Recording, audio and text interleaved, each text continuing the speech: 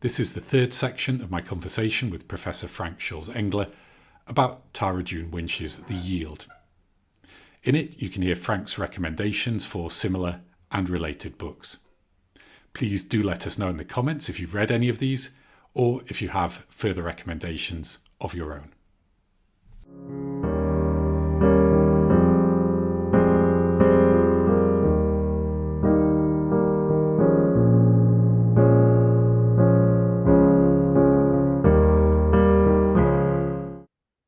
Welcome to the third and final part of my discussion on The Yield by Tara June Winch. And with me is Frank Schulze-Engler. If you haven't seen parts 1 and 2, please do watch or listen to those first.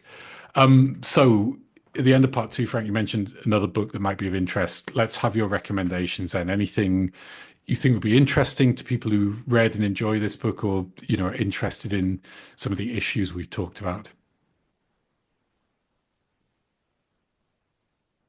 Right. Some of the issues we talked about are truly global, Of but course, yeah. I've decided to focus on now Indigenous Australian writing, right? Mm, And to mention a few some books, that if you found The Yield interesting, you might also find these books interesting because they share some concerns with The Yield, but also because they are perhaps very different in their agendas. mm, And so I would maybe like to start with those books that I see and feel are sharing some of these concerns, more recent books, right? And of course, we could start right with Tara June Winch, of course, right? Who has written an amazing novel called Swallow the Air, published in 2006, which is something like an Aboriginal road novel, right? About a young female character traveling through Australia, seeking her roots, right? But actually finding that the real family doesn't really work. So she cannot find her roots in that way. But through traveling Australia, being in relation with people, meeting other Aboriginal people and non-Aboriginal people, she returns in the end, not to her roots, but to an Aboriginal life, right? That mm. she can now live better than before. Yeah. And also After the Carnage, short stories published in 2016, covering a wide array of topics, right? And maybe short stories are always an easy entry, so maybe After the Carnage could be also an entry point to Tara June Winch's work. Then I would like to mention Melissa Lukashenko. And of course, I would like to mention, I don't think we've done that The Yield won actually the Miles Franklin Award, right? Which is the highest literary prize in Australia, Mm. once a year. And Melissa Lukashenko, with her novel Too Much Lip, published in 2018, she actually won the Miles Franklin Award 2019. Yeah. So 2020 was Tara June Winch, 2019 was Melissa Lukashenko. And again, Too Much Lip, interesting parallels here, focusing on a young female strong protagonist. Too Much Lip is her. Trying to righten things. It's also about reclaiming a river. I mean, the novels are very different in tone, but there's interest. And there's also a missing sister as a central plot element, right? Mm. So very interesting. And yet, the moment you start reading, it's a different literary universe, right? Mm. And still these connections, right? And she won actually the Victorian Premier's Award this year in 2024, Melissa Lukashenko, with a novel called Eden Glassy, published in 2023. I haven't read that yet, but just to mention that, of Okay. course, she's another very productive Indigenous writer. Then another writer I would definitely like to mention is Alexis Wright, who actually won the Miles Franklin Award in 2007 with her novel Carpentaria, 2006. And that in many ways has been seen as a sort of path breaker, right? Because it has exactly these qualities, right? Going back in history, looking at the present, but also giving us an Aboriginal view of things that does not get stuck in victimhood, right? It's also in literary terms has a bit of magical realism in it. So it is an amazing read and a real pathbreaker in many ways. Mm. And then a dystopian novel, The Swan Book, published in 2013, and Praiseworthy, published in 2023. which actually won the Miles Franklin Award in 2024. So again, the biggest prize. Then a male writer now I would like to mention, not only female writers, and this is Kim Scott, whom I already mentioned.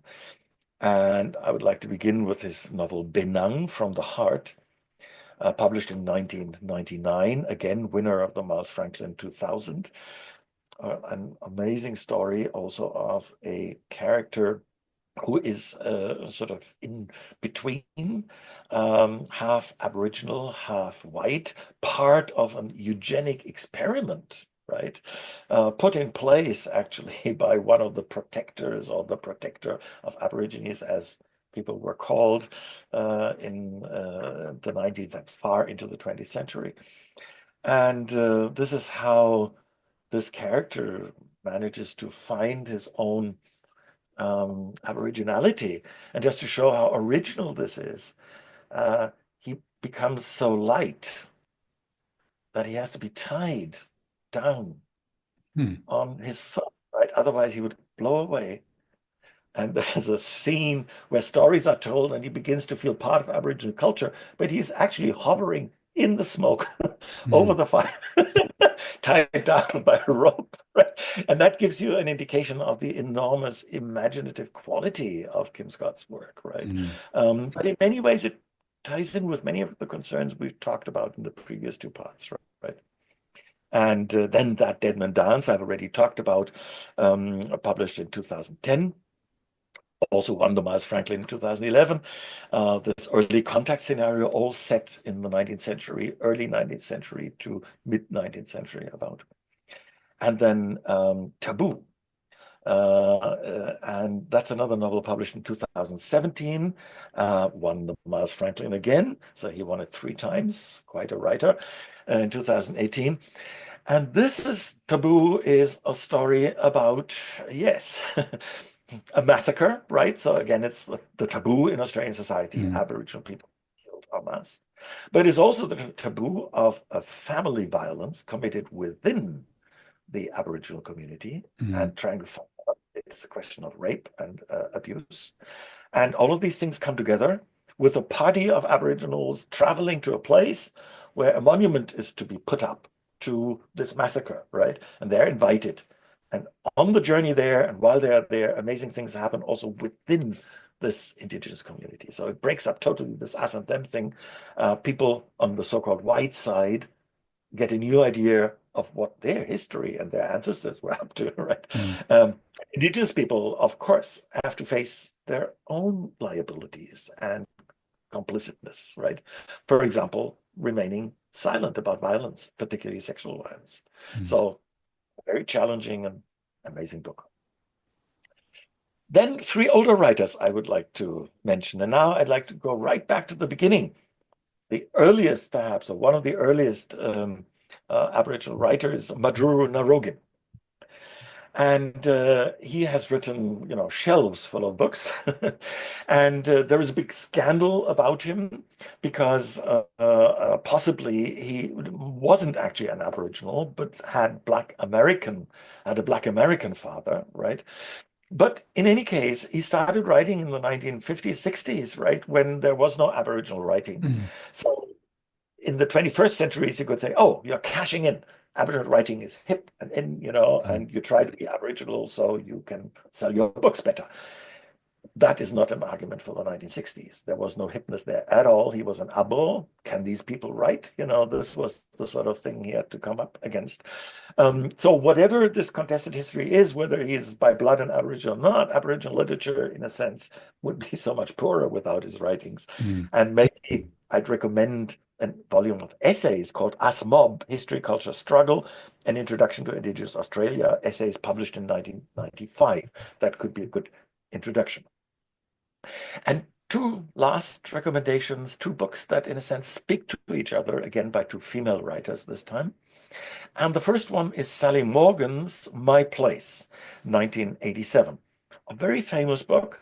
It's her autobiography, fictionalized to some extent. It's also the biography of relations, right?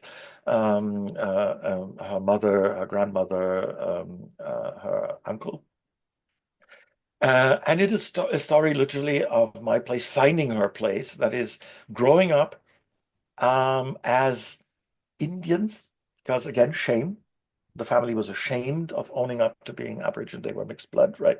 And finding out about the whole family history, also the history of oppression and shame that is behind it. But in the end, finding our relatives in my place out in the bush, so to speak, where the family originally came from.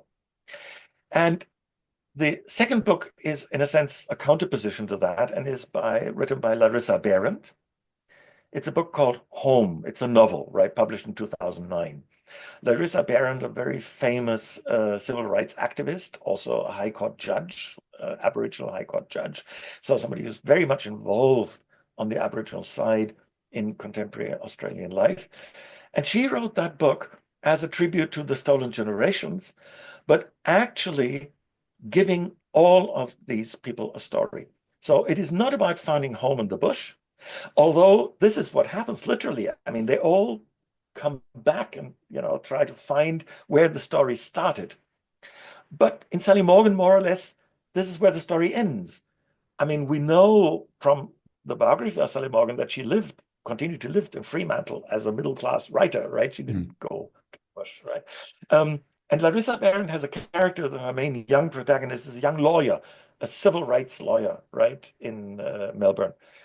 And she goes to the place, finds the place where her grandmother was abducted, right, as part of the Stolen Generation. But in the end, she decides to go back. And because she has found somehow her story, she can actually now go to France, where she was for some time, and fell in love with a Frenchman and didn't dare to live with him because she felt somehow she was betraying her aboriginality. Now she knows who she is, so she goes to France and gets her lover, right? So it's a very interesting book, again, with so much similarities, but also very different stance. It is more the stance now of this engaged civil rights lawyer, right? And her future in contemporary Australia, but giving us, of course, all this background and the different branches of families, right? Some people who got totally ostracized and oppressed, right, by being physically black, as genetics does these freak things, right? Others were white and pass as white. There's one story of someone who doesn't even know he's Aboriginal. So his story is told, but he is actually never involved in being Aboriginal, right? So this is what the stolen generations did, but they all had a life. They weren't stolen from Earth and transported to Mars. No, they continue to be there. And this is what the book does, right? And I think that's an amazing book too. And it's a different book from Sally Morgan. So, my suggestion, maybe read both and see what you make of them. I think Brilliant. that would be my recommendations. Thank you. What a fantastic overview of yeah, some brilliant sounding novels. I haven't read any of those, I have to admit. Um, the list of to read grows longer, but thanks for a great overview of some highly relevant Maybe over Christmas, Indigenous right? literature from Australia. I'm sure that will give our viewers plenty to get stuck into as well. So, Frank, thank you so much for talking to me. It's been an absolute pleasure and really great conversation about the yield and about some of the issues, around transcultural and world literature. So, thank you very much for coming on. Been great to have you. Thank you very much. It was great being here. Very interesting and challenging for me as well. Thank you. Thank you.